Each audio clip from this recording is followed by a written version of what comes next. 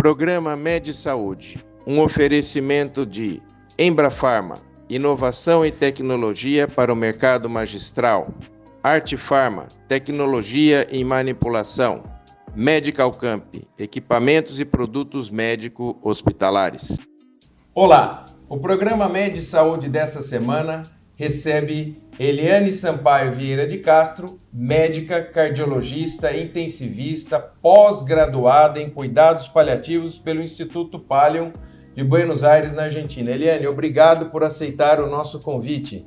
Nós é que agradecemos muito a vocês o convite, ficamos muito felizes de estar aqui, podendo participar e estar aí em contato com os nossos telespectadores deste programa. E eu já começo fazendo a pergunta que todo espectador que está ouvindo quer saber. O que é cuidado paliativo, Eliane? Cuidado paliativo, o nome já é estranho para muita gente, né? Mas cuidado paliativo é uma abordagem que visa garantir, promover o bem-estar e a qualidade de vida de pacientes e suas famílias, né, que estão passando por um problema que levem a vida a risco. O interessante disso é que nesse trabalho, todos os problemas, seja de ordem física, psicossocial e espiritual, eles são identificados, eles são avaliados e eles são conduzidos, então, uma abordagem para ajudar nessas situações. Cuidados paliativos não antecipa e nem adia a morte de nenhum paciente em condição de terminalidade. Cuidados paliativos visa ajudar essas pessoas a viverem este momento, porque todas as pessoas que estão com uma doença ameaçando a sua vida e as suas famílias, essas pessoas estão vivendo. E essa vida e essa condição de vida precisa de suporte, precisa de ajuda. Certo.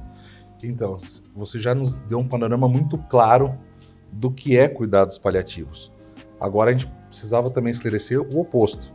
O que não é cuidados paliativos? Luiz, cuidados paliativos não é prêmio de consolação. Isso é muito importante que a gente entenda. Cuidados paliativos, quando a gente frisa, e é muito importante entender que a gente trabalha para melhorar a qualidade de vida, não significa que isso seja um prêmio de consolação para aqueles pacientes que a ciência não conseguiu definir uma forma de curar aquela doença. Cuidados paliativos não é um local onde se levam pessoas moribundas para morrer, e nem são pessoas que simplesmente cuidam de pessoas que a ciência não tem mais o que fazer. Muito pelo contrário. Quando o próprio conceito identifica que é um procedimento, que é uma forma de abordagem que ajudam as pessoas, que promovem a qualidade de vida, entende que cuidados paliativos cuidam da vida e a morte como uma consequência normal da vida. Todos nós nascemos, todos nós morremos. Esta fase da vida é vida. Esta fase da vida merece cuidado. Essa fase da vida os cuidados paliativos assumem. Interessante. E por que, então, a denominação cuidados paliativos? Você acha que esse nome ajudou ou dificultou? Como é que é, Eliane? Conta para nós. Eu, pessoalmente, por mais que existam várias vertentes, para mim esse nome atrapalha. Atrapalha, né? Por quê? Por causa da língua portuguesa. A Sim. origem do nome paliativo vem de paliare, né? Que vem de pallium, no latim, que significa manta, coberta, algo que cobre do frio, algo que acolhe, que agasalha. Então, quando isso foi criado na Inglaterra, esse termo tem toda essa conotação. Quando você traduz para o português, o que acontece? O que é paliativo no ver, né? Tem essa outra vertente que é aquilo, meu marido costuma falar que é o ajuste técnico alternativo, né? Entendeu? O quebra-galho, que é aquilo que é para tapar um buraco, para quebrar um galho ali.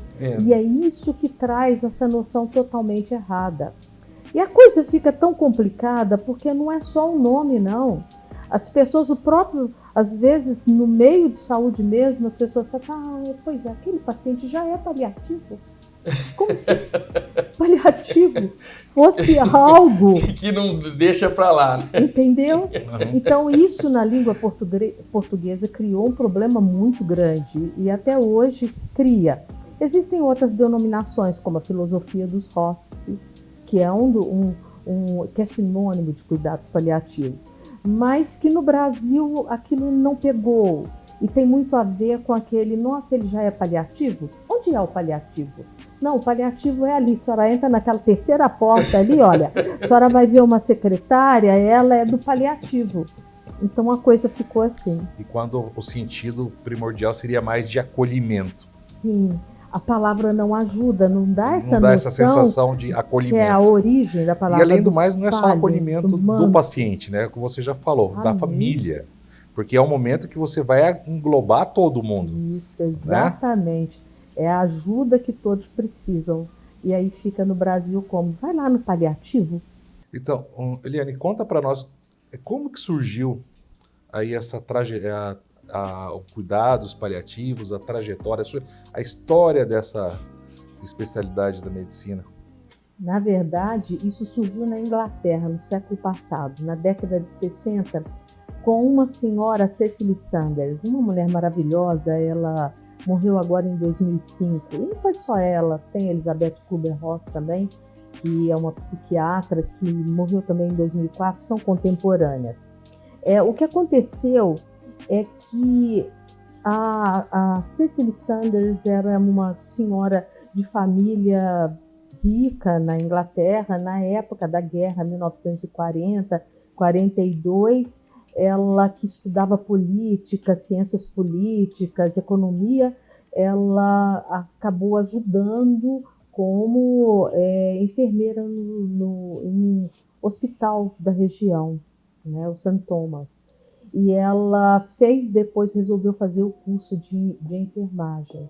E como ela tinha um problema nas costas, uma dificuldade muito grande, ela teve que largar a enfermagem, ela sentia dores, então ela resolveu ser assistente social. Ela voltou para a faculdade, fez mais 3 anos e formou-se como assistente social. O interessante é que ela, nessas andanças dela, estudando, aprendendo em um hospital com pessoas, na época da guerra, você imagina a Europa passando por uma fase difícil, vocês imaginam o que era a dor e o sentimento de perda, quantos pais perderam os filhos e sofrendo no meio daquilo tudo, aparece um câncer, aparece uma doença debilitante, a pessoa entra num estado de saúde indicando uma possibilidade de terminalidade, e essas pessoas eram internadas. E essa mulher, em contato com esse sofrimento, ela começou a observar que existiam necessidades a mais do que a medicina da época trazia para o tratamento dessas pessoas. Ela conheceu um judeu, David Tasman, e esse judeu era uma pessoa muito sozinha, tinha alguns amigos e ela se afeiçoou a ele, fez amizade e foi acompanhando ele até o fim. Um homem inteligente, e que ela foi aos poucos conversando e conhecendo quem era David Tasman. Ele foi contando para ela as tristezas, os arrependimentos, as dores que ele tinha, e ela começou a entender como isso era importante, como era importante a história, né? Não só a biologia, né? A história psicossocial da pessoa, como isso era importante no sofrimento daquela pessoa. Ela foi trabalhando e ela criou critérios e ajudou muito, né, aquelas pessoas daqueles hospitais onde ela trabalhava e fazia os seus estágios. Posteriormente, ela se formou em medicina. Ela ainda foi fazer medicina. Ela fez enfermagem, assistência social e medicina. Olha. E ela conseguiu criar um serviço, trabalhar toda uma formatação de ideias e de conceitos, criando assim a medicina dos cuidados paliativos e, posteriormente, os cuidados paliativos como um serviço multiprofissional, multidisciplinar, interdisciplinar. Interessante. E eu pergunto, a morte sem dor é possível? Só que essa resposta nós vamos fazer no segundo bloco do programa. Não saia daí. Voltamos em instantes.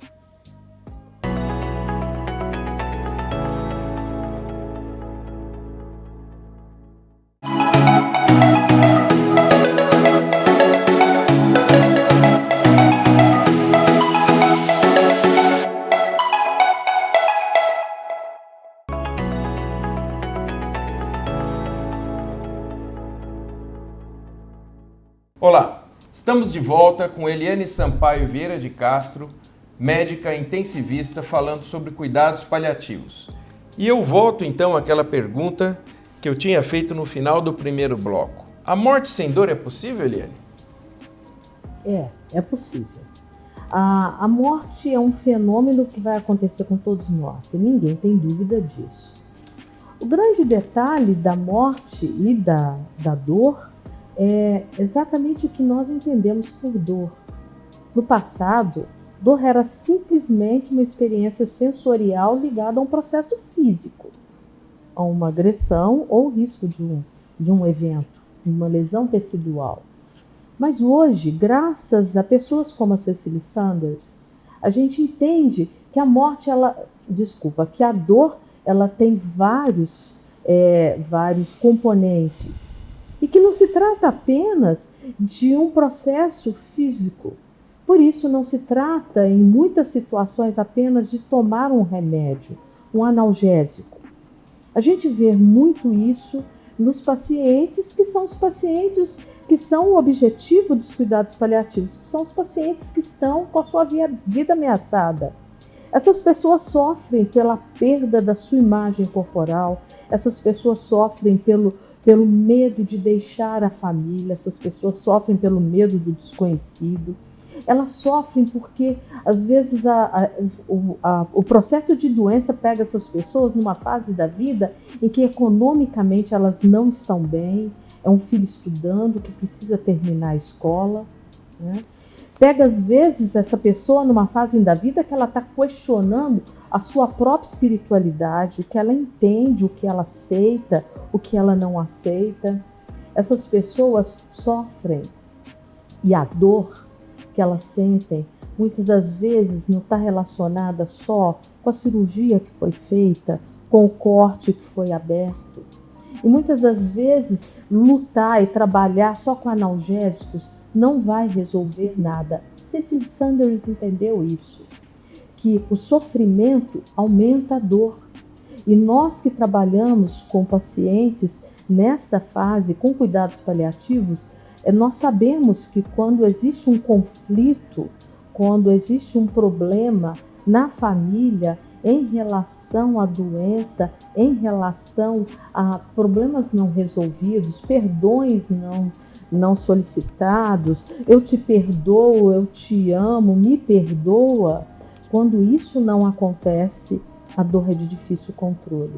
Quando a gente fala que é possível a morte sem dor, é esse o escopo desse trabalho. E a Cicely Saunders cunhou o termo dor total. E dor total significa o quê? A dor onde você avalia o seu componente físico, social, emocional e espiritual. São 4 componentes fundamentais e que precisam ser avaliados. Muito interessante esse conceito, Eliane. Muito interessante. Amplia o a indivíduo, visão de dor, né? É uma ampliação do indivíduo também. E a gente vê isso funcionar muito bem. As equipes de cuidados paliativos, elas compreendem isso. Eliane, ou seja, isso hoje, nos dias atuais, o cuidados paliativos é algo fundamental dentro do processo da medicina. Aí eu pergunto para você falou que isso começou nos meados dos anos 60, mais ou menos, né? E por que você acha, assim, tem uma posição de ter demorado tanto para ter esse despertar para esse tipo de cuidados, visto que a humanidade está aí há milênios e esse olhar que a medicina teve através da Cecily Sander, né?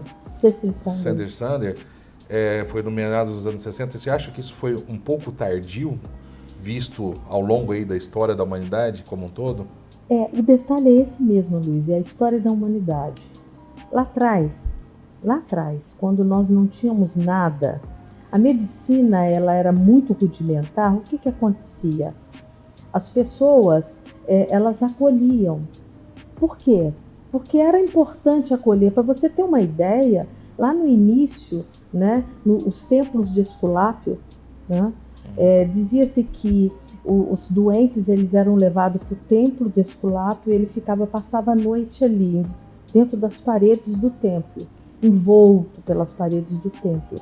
E os sacerdotes, depois de uma série de rituais, eles esperavam, e era esperado, que durante a noite o doente iria sonhar com Deus, né, da cura, né, Asclepio, né, que ia sonhar com ele e ele iria trazer a intuição do que fazer para a cura. A coisa era muito diferente. Naquela época, a medicina, o que acontecia?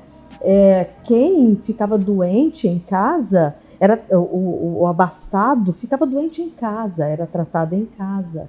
As pessoas que iam para os hospícios, que eram os precursores, que foram os precursores dos hospitais, que eram hospedarias de pessoas doentes, eram pessoas que eram tratadas por religiosos, por pessoas que, como elas não tinham como despender nas poções, nos tratamentos e nos médicos, elas acolhiam, por isso o termo pallium, acolher, de abraçavam essas pessoas e cuidavam.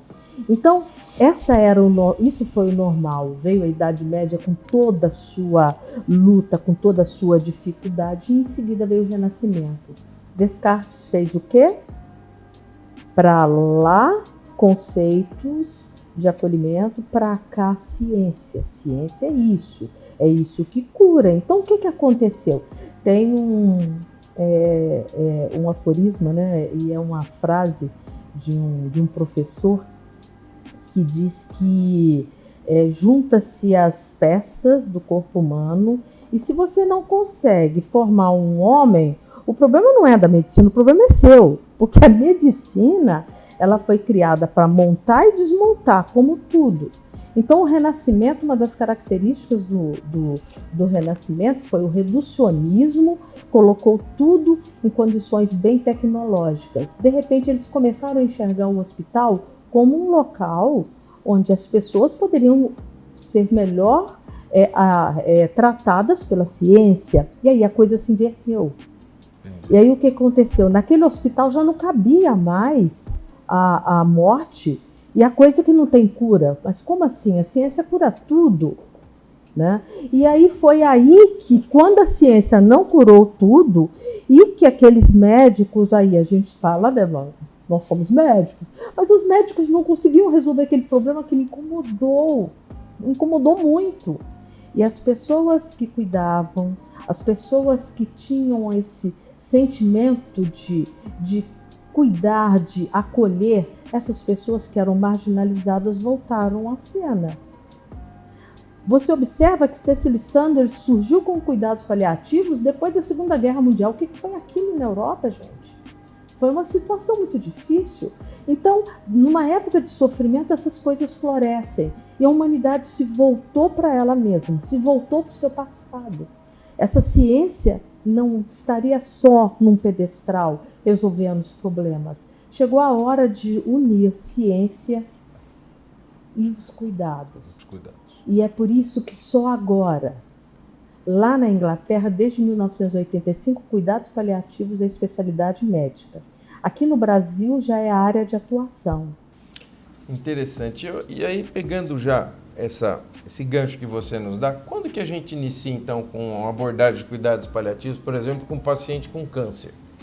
Vai você ver, né? Aquela história de não ser prêmio de consolação é importante. E aquilo que eu falei, que a gente geralmente fala e chama atenção nisso, coitado, já é paliativo, isso está errado. Esse é um conceito muito errado, porque cuidados paliativos ele tem que começar a ser ofertado. Vamos olhar o conceito. É o suporte que promove qualidade de vida do paciente e seus familiares quando esse paciente está sob ameaça de uma condição de finitude, mas não está morrendo necessariamente. Sim. É a ameaça. Então, a partir do momento que você faz o diagnóstico do câncer, existe, quando a gente passa isso em aula em slide, existe um slide clássico que todo mundo mostra em aula de cuidados paliativos. Cuidados paliativos é desse tamanhozinho quando você faz um diagnóstico de câncer. Naquele momento, aquela família recebe o apoio psicossocial, o apoio médico, aquele paciente vai receber por conta de controle de dor, mas é desse tamanhozinho. A fase de tratamento é imensa, é a quimioterapia, a radioterapia, o que nós vamos fazer. À medida que vai transcorrendo o tratamento, sintomas não resolvidos, eles estão acontecendo, a dor que não se resolve, ela está acontecendo por quê? É um fator só físico? Será que essa família está precisando, que esse entorno, família, paciente, eles estão precisando de uma ajuda para tentar diminuir fatores sociais, fatores emocionais, fatores espirituais? Na medida em que a cura, você não se obtém a cura, que chega numa situação em que o paciente já não tem uma perspectiva de cura, se você já começou com cuidados paliativos lá atrás, existe um vínculo com essa equipe, existe um vínculo muito importante que é fundamental de seres humanos que lidam com uma pessoa, com famílias, com seres humanos que estão num problema importante. Então tudo se torna mais fácil. E quando ocorre o óbito, aquela família está em luto, esse luto, essa família recebe apoio nesse luto. Mas se esse trabalho começou lá atrás, esse luto não vai ser patológico lá na frente. Essa morte, ela não vai ser uma morte de desespero. Essa família e esse paciente já vão estar entendendo. E é muito bonito a gente que trabalha com isso, ver isso com uma frequência muito grande. Por isso a gente falou de dor, morte sem dor. Por quê? Porque quando tudo é ajudado lá desde o início, você chega ao fim, como vai acontecer com todos nós, vamos morrer, mas em paz. Tá. Eliane, vou fazer um pequeno adendo aqui. A palavra, o conceito de cuidados paliativos está muito ligado ao câncer, né, aqui no Brasil, né? Mas, ou seja, ela é muito mais amplo que isso. Muito. Por exemplo, dentro da cardiologia, que é a área que eu e o Volpe atuamos, acontece isso muito com um paciente com insuficiência cardíaca. Que a insuficiência cardíaca é uma doença progressiva que tem de tratamento hoje em dia, você vai retardando e prolongando a vida né? Mas é uma doença progressiva e que também, por exemplo, necessita de toda essa abordagem. Nossa, né? renais crônicos. Isso, exatamente. Ou seja, é muito mais amplo do que Muito só o câncer. Então, considerando isso, eu te pergunto, o que é necessário para se formar uma unidade de cuidados paliativos, um serviço de cuidados paliativos? Olha, você falou muito bem. Todo mundo pensa logo no câncer, né? E ninguém pensa que, por exemplo, nós, cardiologistas, sabemos muito bem a fase em que aquele paciente entra naquela situação em que não há volta, né? E são pacientes também com necessidades de cuidados paliativos. E isso sempre vem atrasado, sabe? No paciente com problemas de outra natureza, hepatopatias severas, graves, pacientes em estágios avançados de doenças cardíacas, renais, hepáticas. Mas para se montar um serviço de cuidados paliativos, voltando à sua pergunta, para se montar um serviço de cuidados paliativos, é fundamental, a primeira coisa, é o tripé dos cuidados paliativos, é a equipe multidisciplinar, mas com abordagem interdisciplinar. O que é isso? Não adianta você montar uma equipe com uma fonoaudióloga, uma médica, um médico, um psicólogo, uma psicóloga, uma enfermeira, um assistente social, que normalmente são as equipes mínimas de profissionais. Se essas pessoas não sabem o que é cuidados paliativos, se não entendem o que é cuidados paliativos. Estivemos aqui com a doutora Eliane Castro, um tema maravilhoso. Eu queria agradecer o teu carinho. Eu tenho certeza que você em casa aproveitou muito esse programa, um programa com conteúdo humanístico maravilhoso. Eliane, muito obrigado pela sua presença, de ter vindo nos brindar com seus conhecimentos. Eu é que agradeço mais uma vez a oportunidade de estar aqui com vocês. Obrigado.